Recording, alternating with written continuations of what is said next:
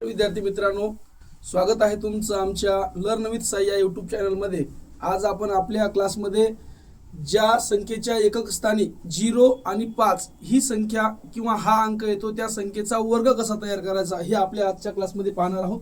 सर्वप्रथम पहा, ज्या कोणत्याही संख्येचा जर समजा वर्ग करायची जी ट्रिक आहे, म्हणजे दोन अंकी संख्येची जी ट्रिक दोन अंकी संख्येचा वर्ग करायची ट्रिक आपण आपल्या यूट्यूब चॅनलच्या माध्यमातून तुमच्यापर्यंत पोहोचवली आहे। तरी पण ज्या संख्येच्या एकक स्थानी 0 आणि 5 हे अंक येतो त्या संख्येचा वर्ग कसा करायचा त्यासाठी एक ट्रिक आहे। जर समजा तुम्ही जर म्हणले तर जर समजा एकक स्थान कसं ओळखायचं, जर समजा उदाहरणार्थ ही एक संख्या आहे, एक 35 ही संख्या आहे आणि या 35च्या संख्येचं एकक स्थान म्हणजे या संख्येची ही शेवटची म्हणजे शेवटून पहिली संख्या म्हणजे या संख्येचं एकक स्थान असतं। काय असतं तर एकक स्थान असतं, म्हणजे ह्या संख्येचं एकक स्थान किती आहे 5 आहे अशा संख्येचा। आणि जर समजा दुसरी एक संख्या आहे, ती संख्या आहे 30, या 30 या अंकात 30च्या संख्येमध्ये 0 या संख्येचं काय आहे एकक स्थान आहे। म्हणजे ज्या संख्येच्या एकक स्थानी 0 आणि ज्या संख्येच्या एकक स्थानी 0 आणि ज्या संख्येच्या एकक स्थानी 5 हे अंक येतात, या संख्येचा वर्ग एकदम एका सेकंदामध्ये कसा करायचा ते आपण आपल्या क्लासमध्ये पाहणार आहोत। सर्वप्रथम पहा, जर समजा तुम्हाला जर म्हणायला गेलं तर जर त्या संख्येचा कसा पाहायचा, ती संख्या कितीही अंकी असू द्या, 2 अंकी असू द्या, 3 अंकी असू द्या, बरोबर आहे। तर आता काय करायचं, सर्वप्रथम काय करायचं, जर समजा बाळांनो काय आपल्याला काय करायचे 65चा वर्ग पाहायचा आहे। कायचा पाहायचा आहे 65चा वर्ग पाहायचा। मग वर्ग म्हणलं की या संख्येच्या डोक्यावर 2 येतात, बरोबर आहे। मग आता जर समजा 65चा जर वर्ग पाहायचा असेल तर आपण काय करतो, सर्वप्रथम 65 गुणाकारामध्ये 65 करतो, बरोबर आहे। मग 65 गुणाकारात 65 जर करायला गेलं तर सर्वप्रथम काय करतो, 5 ने या 5 ला गुणायचं, त्यानंतर 5 ने या 6 ला गुणायचं, त्यानंतर 6 ने या 5 ला गुणायचं आणि 6 ने या 6 ला गुणल्याच्या नंतर येणाऱ्या संख्येची बेरीज करायची। इतका वेळ जास्त लागतो, बरोबर। मग इतका वेळ जास्त न लागता आपल्याला काय करायचंय, 2 आणि 1 किंवा 2 सेकंदामध्ये आपल्याला 65चा वर्ग करायचा आहे। कशामुळं, हिची सोपी ट्रिक आहे की या संख्येच्या एकक स्थानी 5 आहे, म्हणून सर्वप्रथम काय करायचं, जर समजा शेवटी जर 5 असेल तर काय करायचं, समजा 65चा वर्ग करायला गेले, 65चा वर्ग केल्याच्या नंतर 5चा वर्ग तर सर्वांना माहित आहे, मग 5चा वर्ग काय करायचा, डायरेक्ट 5चा वर्ग घ्यायचा 25।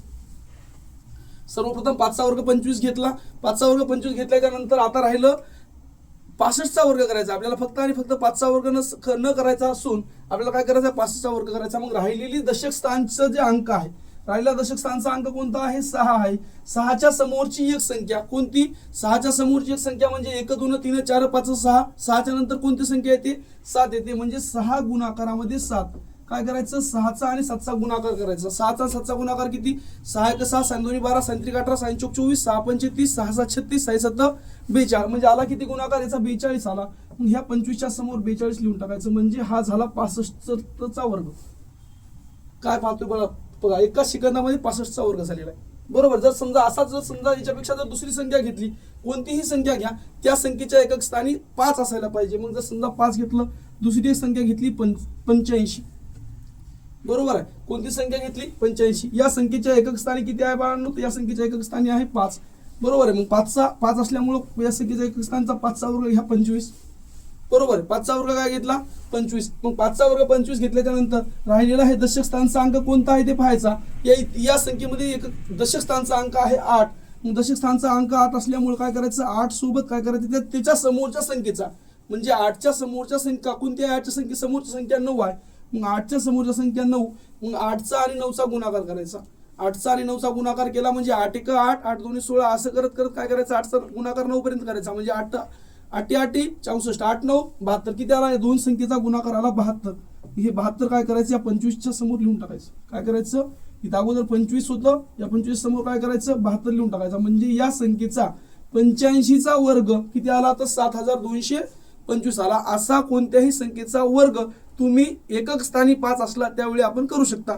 जर समजा ही जर संख्या वाटलं, आणखीन जर समजा तुम्हाला जर वाटलं ही संख्या सोपी होती, ती संख्या सोपी होती, दुसऱ्या संख्येचा जर वर्ग जर करायचं म्हणलं, कोणत्याही संख्येचा वर्ग करा, शेवटी एकक स्थानी 5 असायला पाहिजे। जर समजा आपण आणखी पुन्हा नंतर काय केलं, 35 ही संख्या घेतली, 35 गुणाकारामध्ये 35 न करता पुन्हा नंतर त्या संख्येचा गुणाकार करून त्याची ऍडिशन न करता, बेरीज न करता काय करायचंय, एकक स्थानी 5 आलेल्या संख्येचा आपल्याला काय करायचा वर्ग करायचा। मग त्यासाठी काय करायचं, सर्वप्रथम एकक स्थानी 5 आहे, मग काय केलं 5चा वर्ग 25 लिहिला, डायरेक्ट 5चा वर्ग 25 लिहिला, 25 लिहून टाकायचा आणि 25 लिहिल्याच्या नंतर जे समोरचा जे अंक आहे त्या दशक स्थानचा जे अंक आहे त्या दशक स्थानच्या अंकाच्या समोरचा नंबर म्हणजे समोरचा नंबर म्हणजे 3चा नंबर, 3च्या समोरचा नंबर 4 आहे म्हणजे 3च्या समोरचा जर समजा नंबर 4 असेल तर काय करायचं 3चा आणि 4चा काय करायचा गुणाकार करायचा. काय करायचा मग गुणाकार करायचा. मग गुणाकार करायला गेल्याच्या नंतर 3चा जर समजा पडा 4 पर्यंत म्हणला 3 चोक 12 मग या 12 ही काय करायचं 25 समोर लिहून टाकायचं म्हणजे हा